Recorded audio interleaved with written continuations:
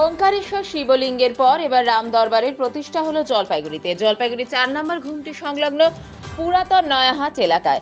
এদিন নয়াহাট এলাকায় এই মন্দিরের প্রতিষ্ঠা হয় দিব্যেন্দু চক্রবর্তীর উদ্যোগে এবং এলাকাবাসীদের সহযোগিতায় এই মন্দির প্রতিষ্ঠিত হয়। দুদিন ব্যাপী পুজোর প্রথম দিন মন্দির প্রতিষ্ঠা হয় এবং দ্বিতীয় দিন যজ্ঞ অনুষ্ঠিত হবে বলে জানান দিব্যেন্দু বাবু। তিনি আরো বলেন, আমাদের এখানে বহু পুরনো কালী মন্দির ছিল, এরপর শিব মন্দির, হনুমান মন্দির, গণেশ মন্দিরের পর রাম মন্দির প্রতিষ্ঠিত হলো। আজকে পুজো হচ্ছে, কাল যজ্ঞ এবং প্রসাদ বিতরণ করা হবে। আমাদের এই রাম মূর্তি রাজস্থান থেকে এসেছে, এলাকাবাসীদের সহযোগিতার কারণে এই মন্দির প্রতিষ্ঠিত হলো।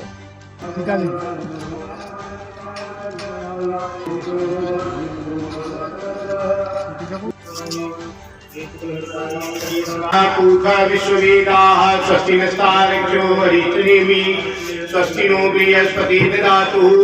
देवता वातु देवता सूर्यो देवता चंद्रमा देवता वसुः देवता रुद्रा देवता।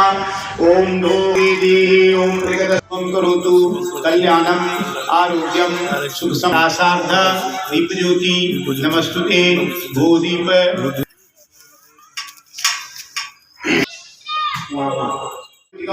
तृतीयं कृष्णां दर्वक्यं ततुना सप्तम विराजं गुरुवर्णथा।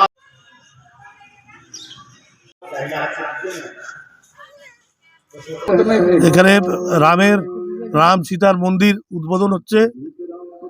ওঙ্কারেশ্বর মহাদেব মন্দিরের আর একটা মন্দির হলো, প্রথমে শিবের মন্দির, তারপরে কালী মন্দির হলো, এখন রাম সীতা রাম দরবারের মন্দির হলো।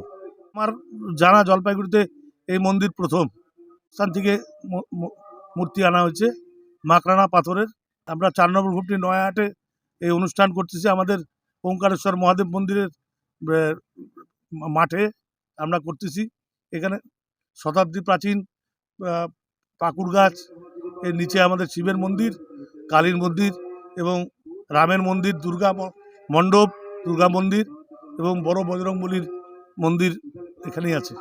কালকে যজ্ঞ হবে এবং সারাদিন 24 ঘন্টা আপনার রামায়ণ পাঠ হচ্ছে, পাঠ হবে। কালকে পূজা হবে, পূজা হয়ে যজ্ঞ হবে। মন্দিরটা আমাদের পাড়ার যত ছেলে পেলে, কত পরিবার যত সব আছে, তাদের ইচ্ছাকৃত, তাদের একটা ইচ্ছাকে সমর্থন দেওয়ার জন্য গণেশবাবু এবং আমরা যারা এখানে আছি সমস্ত তারাই প্রতিষ্ঠার জন্য উদ্যোগ নেয়। এবং এই উদ্যোগটা এই জন্য নেয়, সব মন্দিরই মোটামুটি আছে, মা কালী আছে, এখানে শিব মন্দির আছে, হনুমানজি আছে, এটা নাই।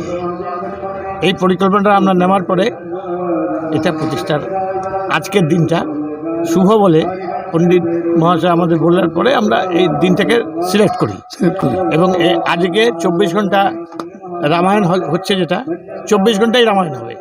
কালকে 10টার সময় রামায়ণ শেষ হবে, কারণ রামায়ণ তো ভাঙা যায় না। তারপরে আমাদের নারায়ণ পূজা হবে, নারায়ণ পূজার পরে যজ্ঞ হবে এবং এই আমাদের পাড়ার সমস্ত লোকজন এটাতে উৎসাহী এবং তাদের উৎসাহে আমরা উৎসাহী হয়ে সমস্ত ছেলেমেয়েরা এখানে দেখতে পাচ্ছেন আপনারা সবাই এটা।